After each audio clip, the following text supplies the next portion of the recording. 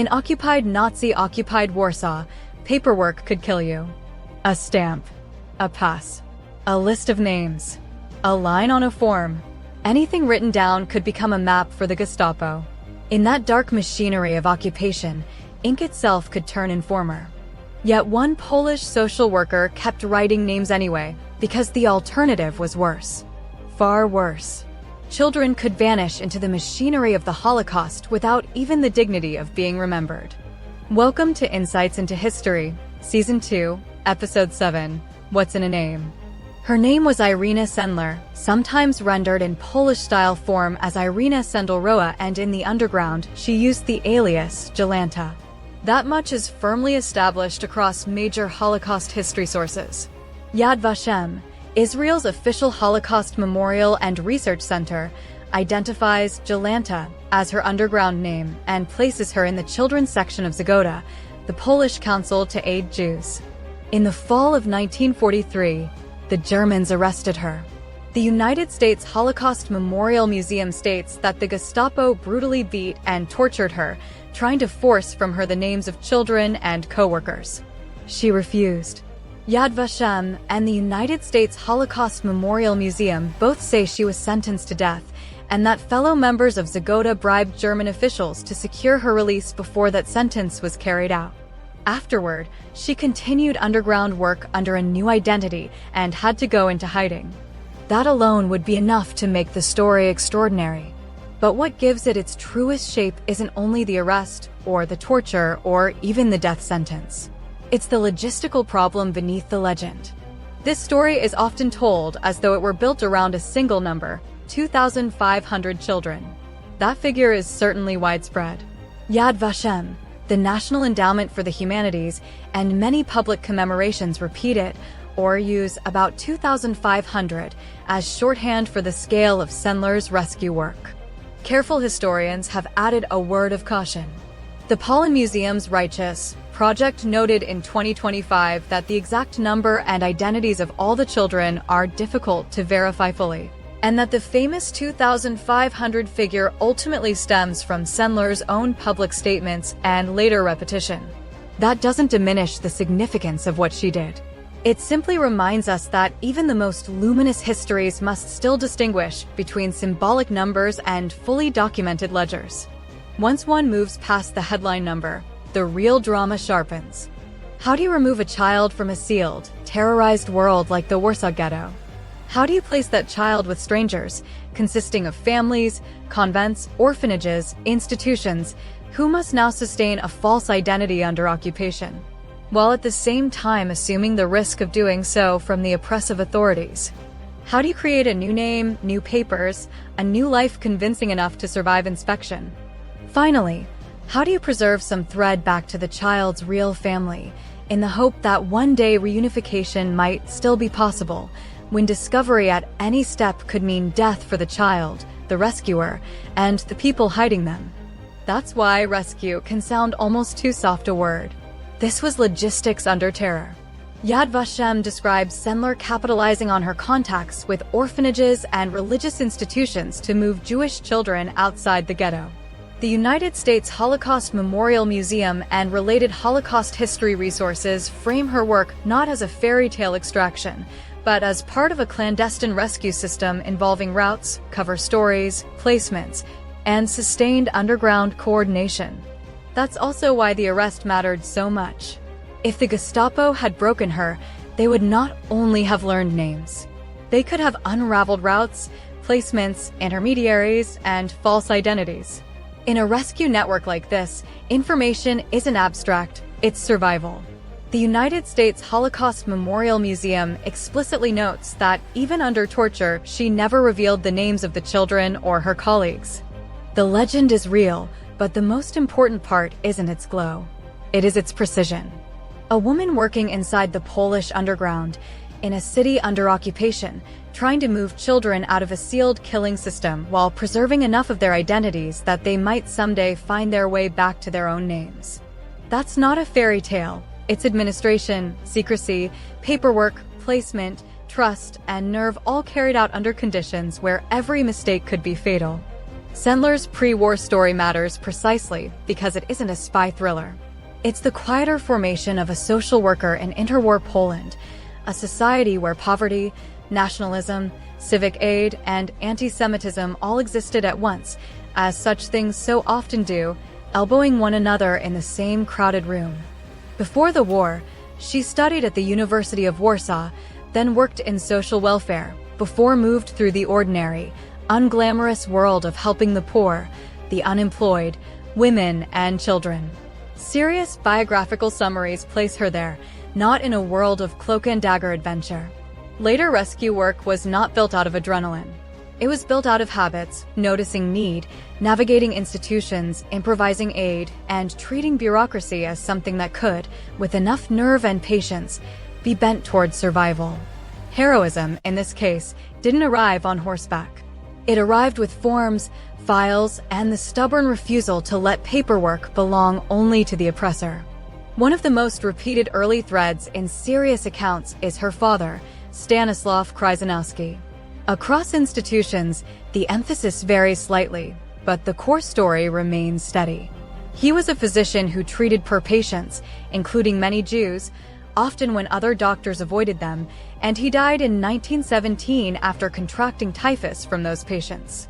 Yad Vashem-linked materials, the Jewish Historical Institute, and other Holocaust education sources preserve that broad outline.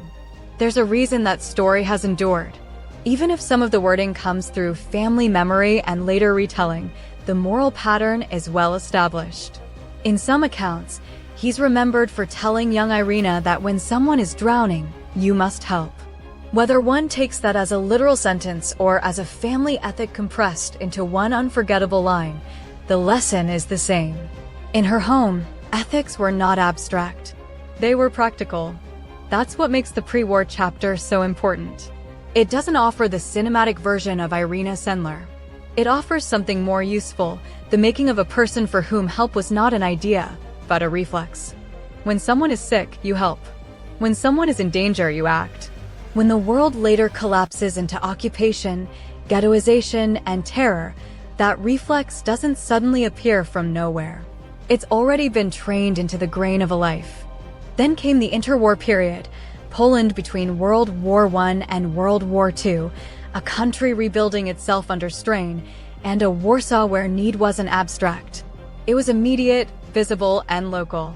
Between illness, hunger, overcrowding, poverty, and unemployment as household realities, these couldn't be treated as grand theories. Serious accounts of Irena Sendler's pre-war and early wartime life consistently place her inside social welfare work in Warsaw, not on the fringes of it.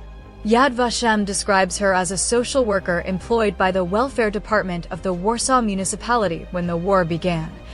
And the United States Holocaust Memorial Museum likewise identifies her as a Warsaw social worker whose pre-war networks later became crucial to rescue work. That matters because rescue later isn't built only out of courage. It's built out of competence, a very specific kind of competence. It's knowing how institutions actually function when they are under pressure and knowing which office can be persuaded, which clerk can be trusted, which document matters, which signature opens a door, and which door is a trap. It's knowing how to place a child somewhere that will not get that child killed and knowing who is vulnerable, who is connected, who is desperate, and what levers still exist when the world is closing down. The Jewish Historical Institute's summary of Sendler's formation makes that even clearer than legend does.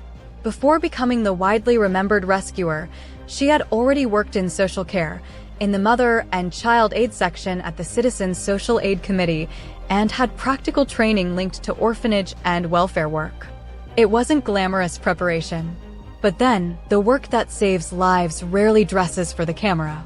It was exactly the kind of background that teaches a person how need moves through a city and how fragile people survive, or fail to survive inside institutions. Once the war begins, those habits become infrastructure for rescue. Before the later story arrives in full, it's worth pausing over the world that made it necessary. German occupation turned Poland into a landscape of controlled scarcity and manufactured fear. This wasn't ordinary wartime hardship. It was policy. The occupation regime imposed rationing, curfews, forced labor, surveillance, and terror in ways designed not only to seize resources, but to make ordinary life itself feel conditional and precarious. The Warsaw Ghetto Museum and the United States Holocaust Memorial Museum both describe German occupation policy in Warsaw as a system of confinement, deprivation, and coercion. In that environment, survival itself began to depend on paperwork such as identity papers, work permits, passes, and ration cards. There were residence rules that dictated who had permissions to move or permissions to simply exist. Warsaw became a city of walls, papers, and controlled access. This was the world Sendler was navigating, not a dramatic moral landscape in the abstract, but an administratively weaponized one. Then the Warsaw Ghetto was sealed. The ghetto wasn't just a segregated urban space. It was a stage in a larger program of persecution, dispossession, and eventual mass murder. The United States Holocaust Memorial Museum states that the Warsaw Ghetto was sealed in mid-November 1940 and describes the resulting conditions as catastrophic, marked by overcrowding, starvation, disease, and mass death. Those conditions weren't accidental side effects. They were deliberately produced by German policy. Once the ghetto exists, helping stops being a moral gesture and becomes a crime, not a symbolic one. In German-occupied Poland, helping Jews could be punished by death.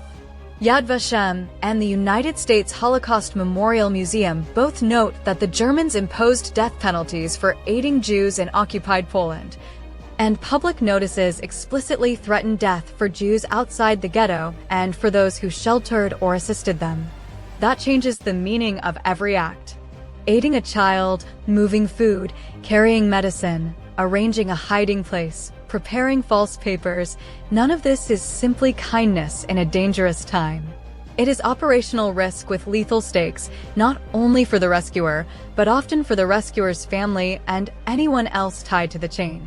In occupied Poland, compassion itself had been criminalized, which is why rescue required much more than bravery. It required infrastructure, forged documents, and believable cover identities. Safe houses and institutions willing to cooperate. It required money, bribes, food, transit, medicine. Then on top of that, you also needed trusted couriers, quiet communication, and the ability to move through controlled space without drawing attention. The Jewish Historical Institute and Yad Vashem both describe Sendler's work in those terms: networks, placements, documents, institutions, and a covert organization, not spontaneous heroics alone. That's the true tone of the world she was working in. Not just dangerous, but administratively lethal. A system designed so that mercy triggered consequences, and every decent act had to fight its way through permits, checkpoints, terror, and the constant risk that one wrong name, one wrong paper, or one wrong glance could collapse the whole chain. This is where the practical foundations of Sendler's life became indispensable. The United States Holocaust Memorial Museum notes that after the Warsaw Ghetto was established, she used her position and her pre-war network to bring food and financial aid to Jews. That phrase, pre-war network, is significant.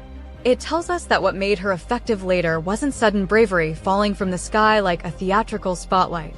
It was knowledge and relationships built before the full catastrophe.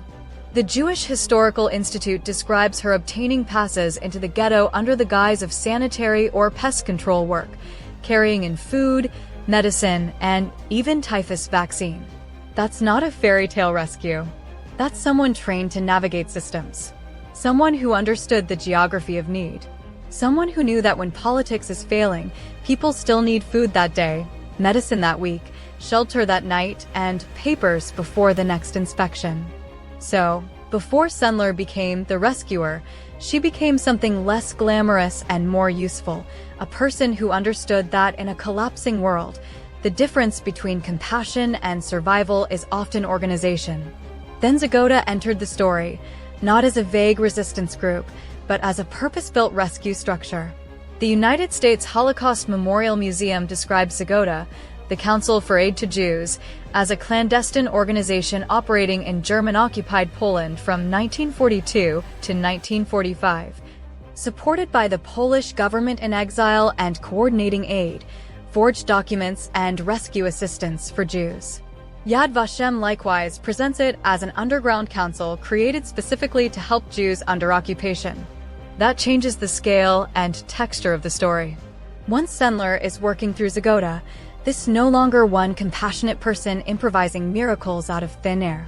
Now it's a rescue effort with structure, specialization, and logistics such as money channels, document forgers, institutional contacts, placements, couriers, cover identities, and people whose job is to keep the mechanism from collapsing under scrutiny. Rescue still depended on individual nerve, certainly, but now it operated through something closer to infrastructure. Sendler's later role as head of Zagota's children's section makes that even clearer. The United States Holocaust Memorial Museum notes that she was appointed to lead the children's section in the fall of 1943 under the alias Jolanta. Yad Vashem and the museum's memorial materials use nearly the same framing, identifying her as the person in charge of the department concerned with Jewish children. That role tells us something essential. Child rescue isn't just adult escape made smaller. Adults can sometimes survive with altered papers and a believable cover story as themselves. Children often cannot. A child needs an identity that will hold under pressure, a name that fits the setting, papers that match the story, a place to live that does not trigger suspicion, and adults around them capable of keeping the fiction coherent. The United States Holocaust Memorial Museum notes that Sendler hid children in orphanages, convents, schools, hospitals, and private homes, giving each a new identity while recording their original names and placements in code so surviving relatives might find them after the war. That coded record is one of the most haunting details in the whole story. It reveals that rescue wasn't just about getting children out. It was also about trying, against the odds, to leave a thread back to who they really were. Then there was the cruelest requirement of all, separation from parents. Sometimes that separation came with explicit parental consent, parents making an impossible decision under impossible conditions. Sometimes it came in chaos, under the pressure of deportations, liquidation, disease, and terror, when there was no clean line between choice and coercion by circumstance. Either way, the human cost is built into the rescue itself. Saving a child could mean tearing that child away from the last people who knew them by their real name. That's why this story should never be told as sentimental uplift. The rescue is real. The courage is real. But so is the grief. These weren't neat acts of deliverance. They were acts of survival carried out in a world where keeping someone alive often required breaking the visible shape of their life in order to preserve the chance that any life at all would remain. To save a child, you didn't merely need a way out. You needed a life on the other side that could survive inspection, suspicion, and time. Sendler worked under the alias Jolanta, and that matters because underground work depends on layered identity, the name that lets you move, the role that lets you ask questions, the paperwork that lets you stay alive. The broad historical record supports that she had access tied to social welfare and sanitary or public health work that could be leveraged for rescue activity. The exact details of which passes she held at which moment, and how those passes were maintained, can vary across retellings. The safest way to say it is this: she had legitimate-seeming access that could be used to enter or interact with ghetto-related spaces and maintain contact networks. That access wasn't magical, and it wasn't unlimited.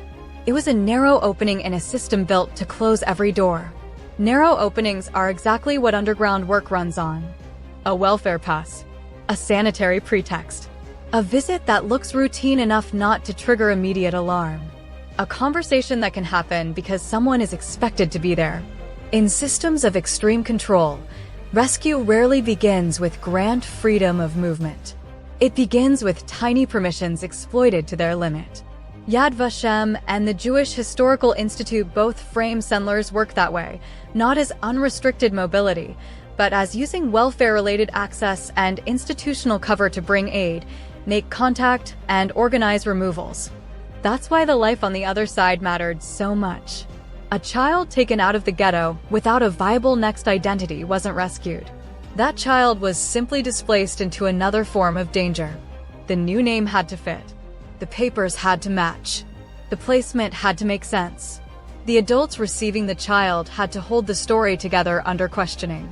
The institution, whether a convent, orphanage, foster home, or private household, had to absorb that child without creating a visible break in the pattern of ordinary life. So the access Sendler had wasn't a superpower. It was something more fragile and more impressive. A small usable crack in a murderous administrative system. Fortunately, she understood what to do with it. Rescuing a child from the Warsaw ghetto wasn't a single act. It was a chain, and chains fail when any link gives way. First came identifying a child and, when possible, securing parental consent. That alone could be unbearable. Parents inside the ghetto were being asked to choose between keeping a child near them in a system engineered for starvation and deportation, or handing that child to strangers with no certainty except that separation might improve the odds of survival. Second came moving the child out. Here the details vary, and that variation is itself important. Serious summaries don't reduce the operation to one single technique. They note that multiple methods were used depending on the child's age, the state of the city, the level of scrutiny, and the openings available at a given moment. The safest account is the most careful one. Routes and tricks varied with risk and opportunity. What remained constant was that every movement had to look ordinary enough to survive inspection. Third came creating a new identity. A child couldn't just emerge from the ghetto and remain legible as themselves. New names, forged papers, and sometimes a full replacement biography had to be built around them. The United States Holocaust Memorial Museum states that Sendler provided children with new identities. The Jewish Historical Institute and related sources say the same in describing false documents and Christian cover identities. Fourth came placement. This is where rescue becomes deeply institutional. Children had to be absorbed into places that wouldn't immediately trigger suspicion. The United States Holocaust Memorial Museum explicitly lists orphanages, convents, schools, hospitals, and private homes as the kinds of placements Sendler used. Fifth came record keeping. This is the most haunting part, because keeping records in an underground operation is almost the definition of dangerous. Names, locations, identity links. These are invaluable if the war ends and someone survives to look for a child. But if those same records are seized during the occupation, they become a map for arrest and murder. Yad Vashem says that when Sendler was arrested in 1943, she managed to stash away incriminating evidence, including coded addresses of children in Zagoda's care. That detail tells you how explosive the records were. Yet erasing names entirely would have been a different kind of death. The United States Holocaust Memorial Museum says Sendler recorded the children's original names and placements in code so surviving relatives could find them after the war. The Jewish Women's Archive and other reputable summaries make the same point. Rescue wasn't only about hiding children.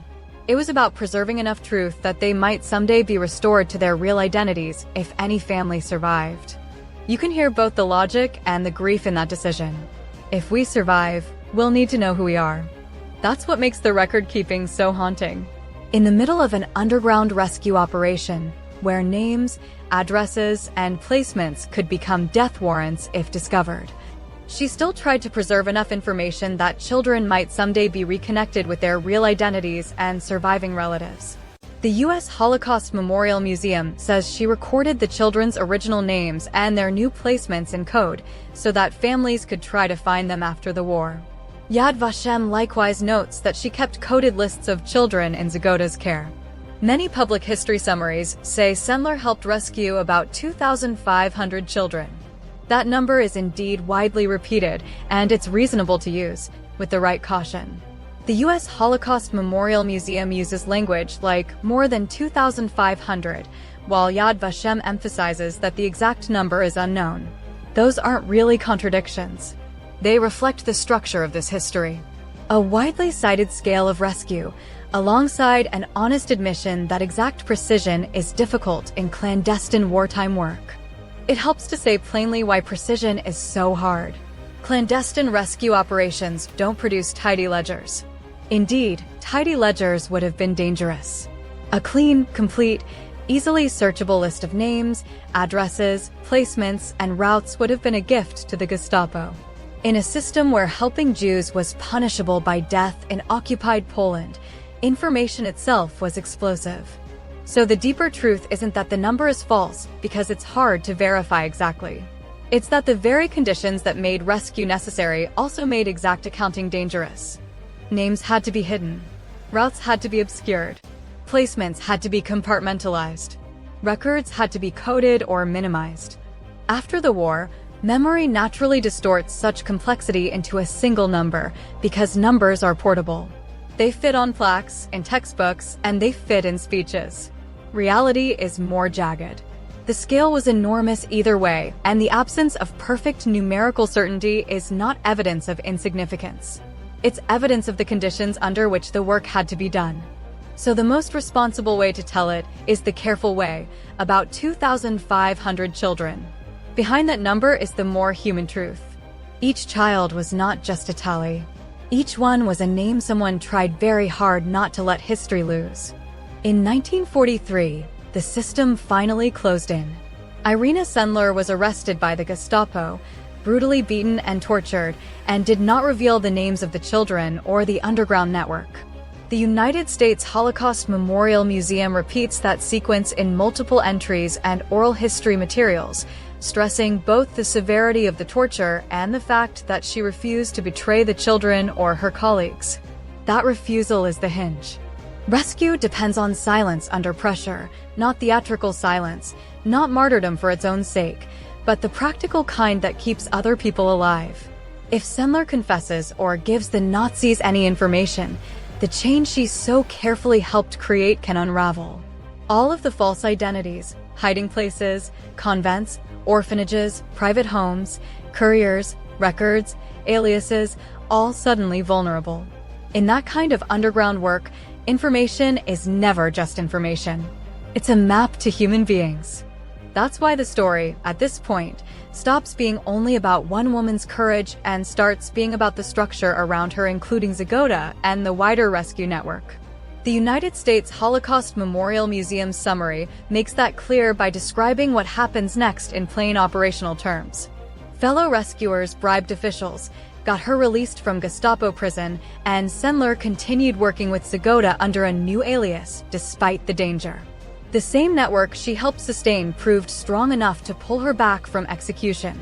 That important because it shows how underground rescue actually works. It's more than just one heroic individual standing alone against history. It's a structure of trust, money, secrecy, aliases, and quick decisions under terror. When the Germans arrested Sendler, they were trying to turn pain into intelligence.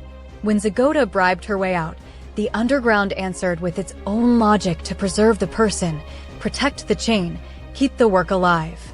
A rescue network is not only made of brave decisions, it's made of procedures. That's one of the most important truths in this story, because hero narratives often flatten underground work into a single face and a single moral choice.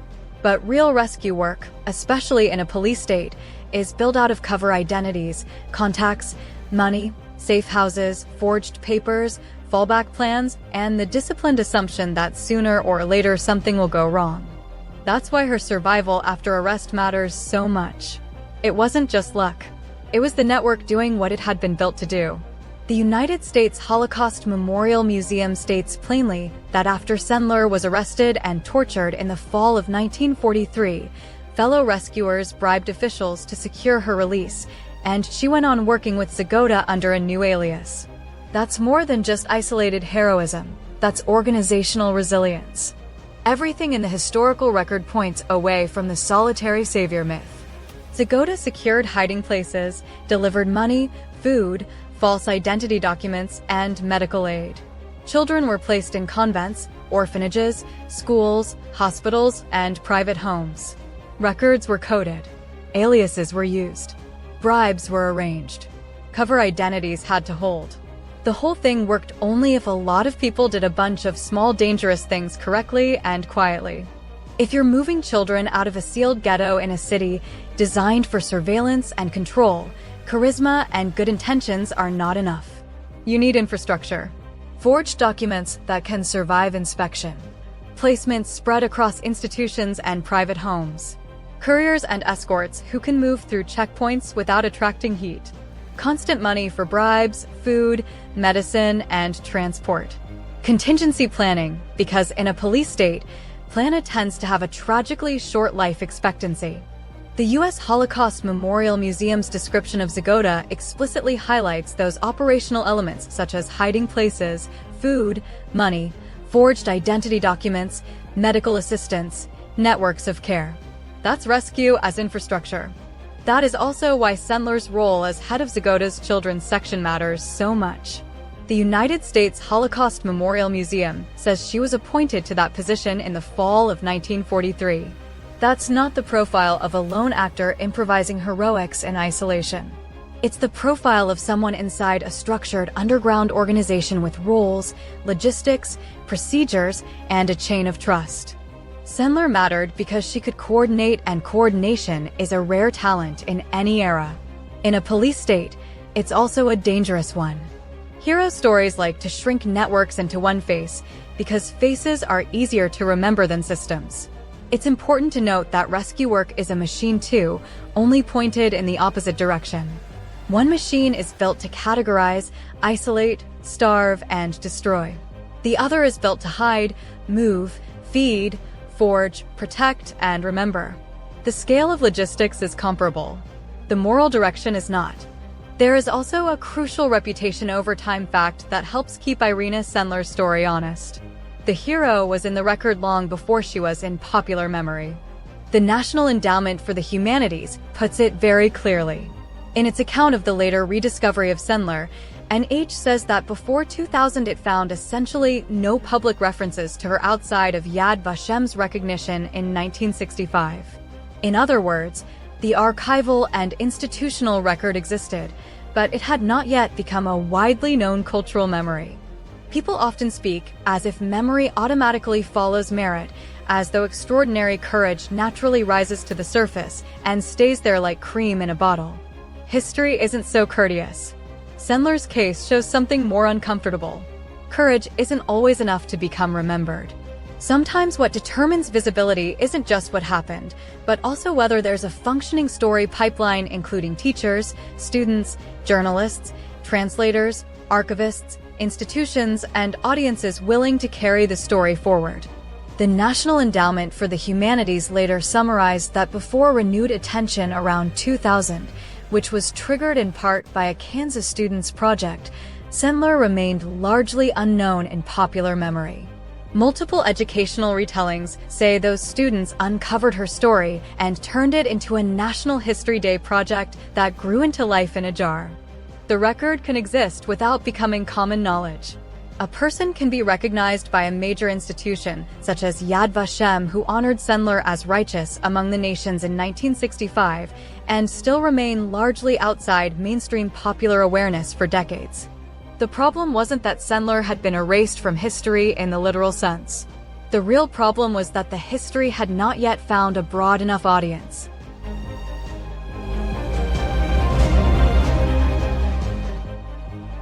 Yad Vashem's own materials date that recognition to October 19, 1965.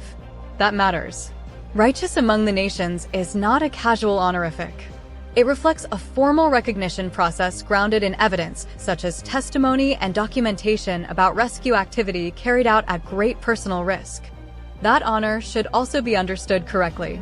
It's not a blanket certification of every later anecdote, every dramatic embellishment, or every viral summary attached to her name. What it does mean is that a credible case for rescue activity was established through Yad Vashem's recognition process, which relies on active rescue, risk to the rescuer, and evidentiary support. So Sendler did not become true because the internet found her. The underlying rescue history was already in the record. Yad Vashem had recognized it decades earlier, and Holocaust institutions such as the U.S. Holocaust Memorial Museum also treat her activities as historically grounded. The real issue was not whether the record existed. It was whether the record had reached a broad enough public. That tells us something uncomfortable about public memory. Sometimes courage isn't enough. Sometimes you also need an audience. More bluntly, you need a story pipeline willing to amplify the record, and a public ready to hear it. That also helps explain why post-war life for rescuers in Eastern Europe was often so complicated. The danger didn't simply disappear when the German occupation ended. It changed shape. The National Endowment for the Humanities notes that after the war, Poland's communist government persecuted members of the wartime resistance, including people connected to Zagota, and that many kept silent. The war ended. The uniforms changed. Recognition remained unstable. Inside that backdrop, Sendler's life did not turn into a victory montage. It stayed grounded in work, institutions, and Warsaw itself. Multiple biographical accounts emphasize that after the war, she remained closely tied to Warsaw, continuing social welfare and public service work inside the city's post-war structures. The best-supported summary is that she quickly resumed social work after the war, helped reorganize child and welfare institutions, and continued serving in municipal and later ministry-related roles while remaining based in Warsaw. The overarching story begins with Warsaw as a city of walls, papers, and permissions, a place where survival under occupation is filtered through ghettos, passes, records, false identities, and administrative violence. After the occupation, Warsaw becomes something else, a city of ruins, reconstruction, and memory. Remaining there requires commitment and continued dedication to the place where the rescue work happened. To the long aftermath that almost never receives the wartime headlines. The post-war chapter isn't a lesser epilogue.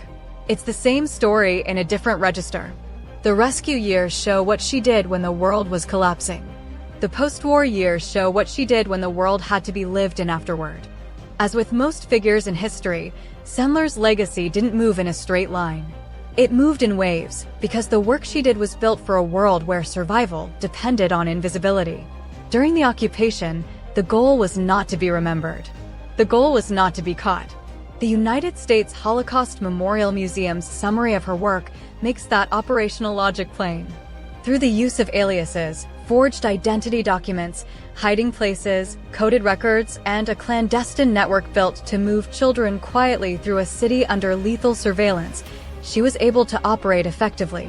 In a police state, rescue is almost the opposite of publicity. The smaller the footprint, the better the odds that people stay alive.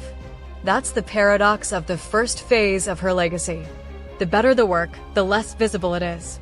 If an underground rescue operation leaves behind tidy, public, easily searchable traces, then it has probably failed at the most important part, protecting the people inside it. Even Sendler's own coded lists existed under that tension. Keep enough truth to reconnect children later, but not so much that discovery destroys them now. That helps explain a later and often overlooked fact about her reputation. The hero was in the record long before she was widely in popular memory. The National Endowment for the Humanities notes that before 2000, references to Sendler in public memory were scarce outside of Yad Vashem's 1965 recognition, and a later mention that helped launch the Kansas Students Project. The evidence existed. The broader audience didn't. Then came the second wave. Known to the institutions, not yet known to the masses. It wasn't 1965 when Sendler suddenly became famous everywhere. It was the moment when the historical record said, clearly and seriously, this happened, this mattered, and it belongs in the moral archive of the century. The wider public would take much longer to catch up.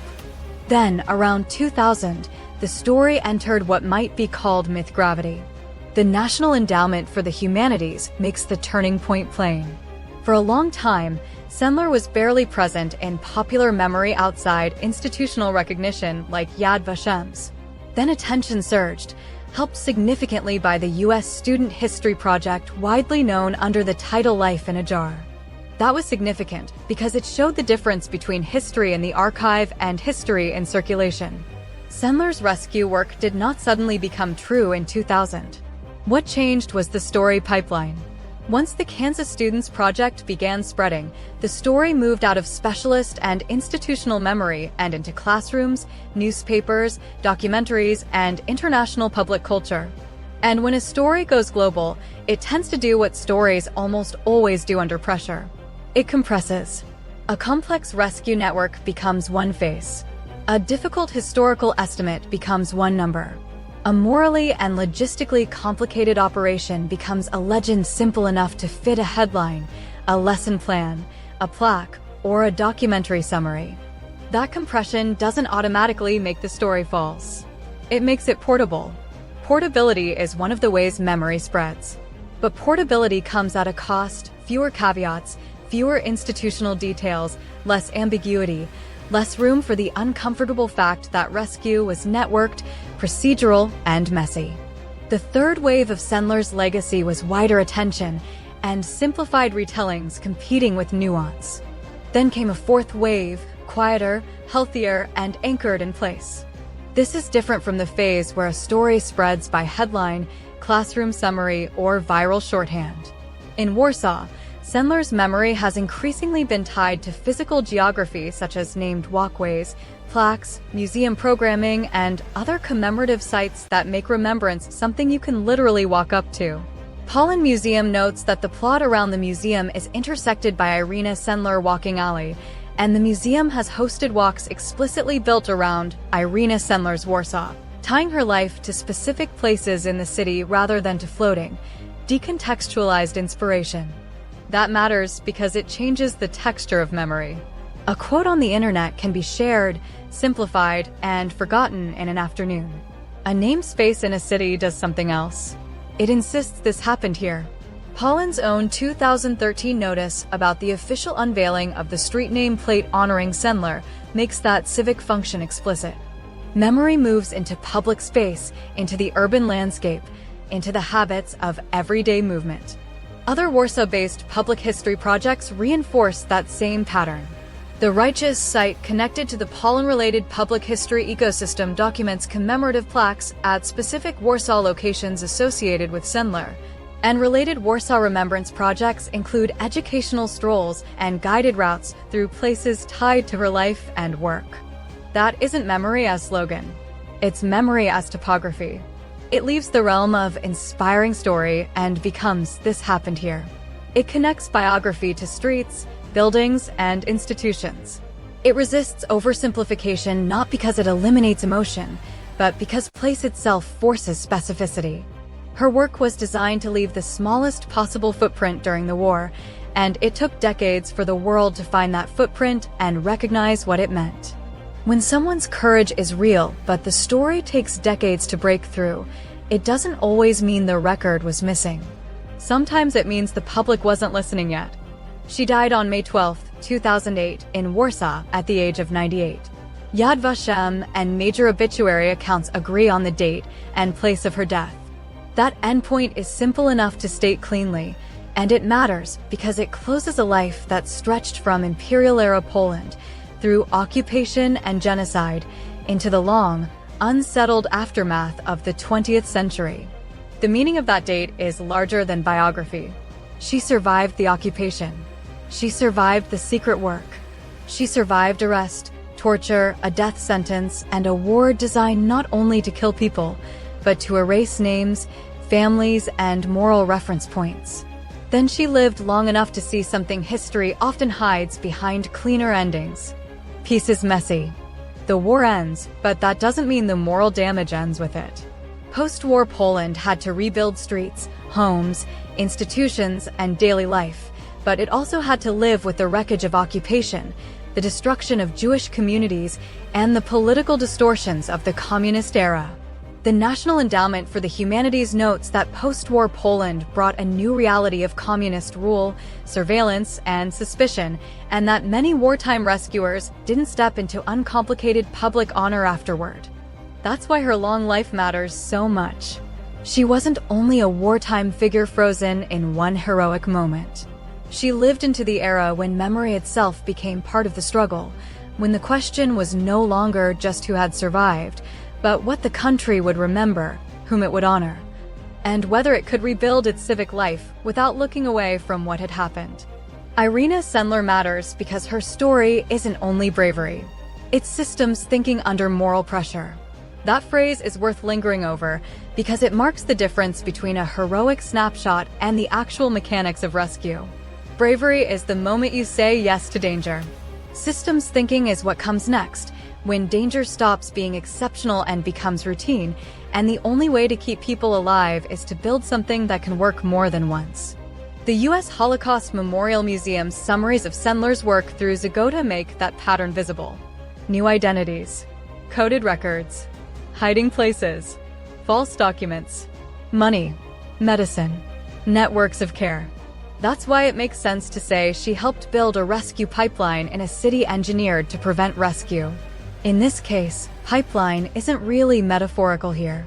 It describes a set of linked steps that had to function with the discipline of a machine. There was access, finding ways into controlled spaces, or maintaining contact through legitimate-seeming welfare or public health roles without tripping alarms. The U.S. Holocaust Memorial Museum notes that Sendler used her position as a social worker and her pre-war network to supply aid and make contact with Jews after the Warsaw Ghetto was created. There was documentation, papers that could survive inspection, because in an occupied city identity was often whatever your documents said it was. Zagota's broader aid system, as summarized by the museum, included false identity documents as a core part of rescue and survival. There was placement, the hardest part people often skip. Where does a child go tonight, and tomorrow, and next month? Who can absorb that child without collapsing under suspicion? The museum repeatedly notes that Sendler placed children in orphanages, convents, schools, hospitals, and private homes. There was identity, names, and cover stories a child could carry under stress. Fear makes people forget. Interrogators don't. The museum says she provided each child with a new identity. Then there was the most haunting piece, the coded record. Because the rescue was not only about getting a child out of immediate danger, it was also about keeping that child from disappearing forever into a fog of false names. The U.S. Holocaust Memorial Museum says Sendler carefully recorded the children's original names and placements in code so that surviving relatives could try to find them after the war. It says, quietly and stubbornly, you're not just a body to be hidden. You're a person with a name. And your name deserves to survive this. Irena Sendler also matters because her life shows a truth that is easy to admire in retrospect and much harder to say plainly. In mass violence, survival often depends on ordinary skills such as paperwork, logistics, and social trust, performed under extraordinary risk. That sounds almost too modest for a Holocaust rescue story. But modest is exactly the point. We tend to imagine heroism as a dramatic burst of moral clarity. In reality, rescue in a police state often looks like administration. Documents that hold up under inspection. Identities that fit their setting. Places to sleep tonight and next week. Money for food and bribes. A network of people who don't fail one another at the worst possible moment. That's why the ordinary skills matter so much. Not because they are glamorous. Because they are what remain when everything else collapses. In that world, paperwork isn't bureaucracy. It is camouflage. If identity checks and passes determine who can move, who can stay, and who can live, then the right paper becomes a shield. The wrong paper becomes a death sentence. In that world, logistics isn't efficiency. It's oxygen. It means that a child has somewhere to go after extraction, that food and medicine keep arriving, that couriers and escorts know their routes, that a placement can hold, and that the work continues even after arrest, betrayal, or sudden danger. Social trust isn't a nice idea. It's the difference between a door opening and a door staying shut forever. A child can't be saved into abstraction. Someone has to open the convent gate, accept the risk, take the papers, hold the story together, and keep silent later. A courier has to show up. A contact has to be who they claim to be. A forged paper has to pass from one trustworthy hand to another. In a system designed to isolate and destroy, trust isn't sentiment. It's load-bearing structure. All of this happened under the bluntest possible legal reality. In occupied Poland, helping Jews could be punished by death. The U.S. Holocaust Memorial Museum preserves German posters from Warsaw explicitly threatening the death penalty for aiding Jews who left the ghetto. And its educational materials emphasize that hiding or assisting Jews in occupied Poland carried lethal consequences. That means the tasks that look ordinary from a distance were all being performed under conditions where failure could kill not only the rescuer, but also the rescuer's family and the people they were trying to save. So no, there is no caped hero here. No miracle descending from the clouds. Just a person who kept doing the work anyway, day after day, system after system, child after child, while the city around her was built to make that work impossible. That is why her story endures. Because it shows how resistance can look like competence, how moral clarity can look like administration, how courage can look like something almost boring until you realize the price of getting it wrong. That's a wrap on this episode of Insights into History. Next week, we'll take a look at a landmark civil rights inspiration before the civil rights movement really even started, someone often described as Rosa Parks before Rosa Parks. If you have feedback, suggestions, or stories you think deserve a deeper look, email me at comments@insightsintothings.com. Again, that's comments@insightsintothings.com. Or give us a call at 856-403-8788. That's 856-403-8788. Leave a voice message, and we may even include it in a future show if you'd like. Again, that number is 856-403-8788. Thanks for listening. We'll catch you on the next episode.